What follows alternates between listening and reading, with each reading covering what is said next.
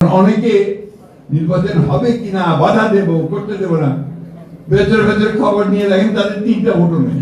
এই নির্বাচনে নির্ধারিত হবে যে এই দেশ কি লিবারেল ডেমোক্রেসির হাতে থাকবে নাকি আপনার সমস্ত উগ্রপন্থী রাষ্ট্রবিরোধী লোকজনের মধ্যে থাকবে।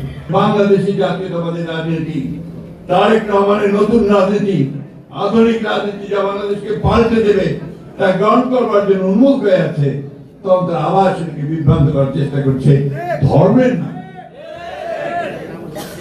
আমাদের কথা খুব পরিষ্কার, আমরা ধর্মে বিশ্বাস করি।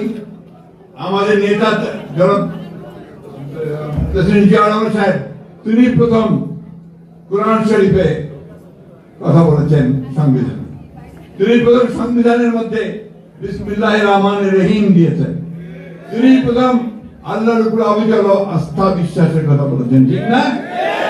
এবং আমরা সব সময় সেইভাবে এই দেশে কাজ করেছি। 23 দিন আছে নির্বাচনের।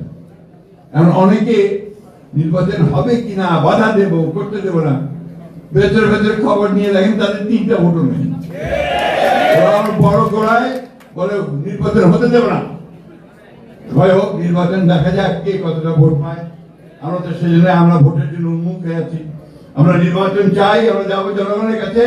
জনগণ যদি আমাদেরকে গ্রহণ করে আমরা আছি, জনগণ যদি বাদ দেয় বাদ দিল, আমরা বিরোধী দলে থাকবো, তাই না? আগে থেকে এত গলাবাজি কেন হয়? আজকে আমাদের এই পরীক্ষাটা খুব কঠিন পরীক্ষা।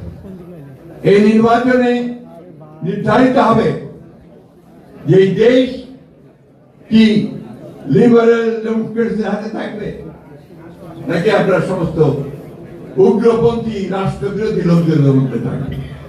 আমাদেরকে অবশ্যই সেই উদারপন্থী রাস্তা বেছে নিতে হবে, গণতন্ত্রের রাস্তা বেছে নিতে হবে, মানুষের কল্যাণের রাস্তা বেছে নিতে হবে। সেই কারণেই আমাদের 31 দফা, আমাদের চেয়ারম্যান সাহেবের যে 8 দফা দিয়েছেন, আবার নতুন করে ফ্যামিলি কার্ড, ফার্মার্স কার্ড, এই বিষয়গুলো জনগণের মধ্যে ছড়িয়ে দিয়ে জনগণকে সঙ্গে নিয়ে আমাদেরকে নির্বাচনে ধানের শীষকে জয়যুক্ত করতে হবে।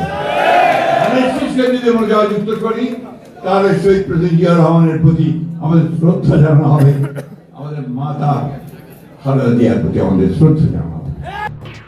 এলো খবরের কাগজ, নিখাদ, নির্ভীক, নিরপেক্ষ।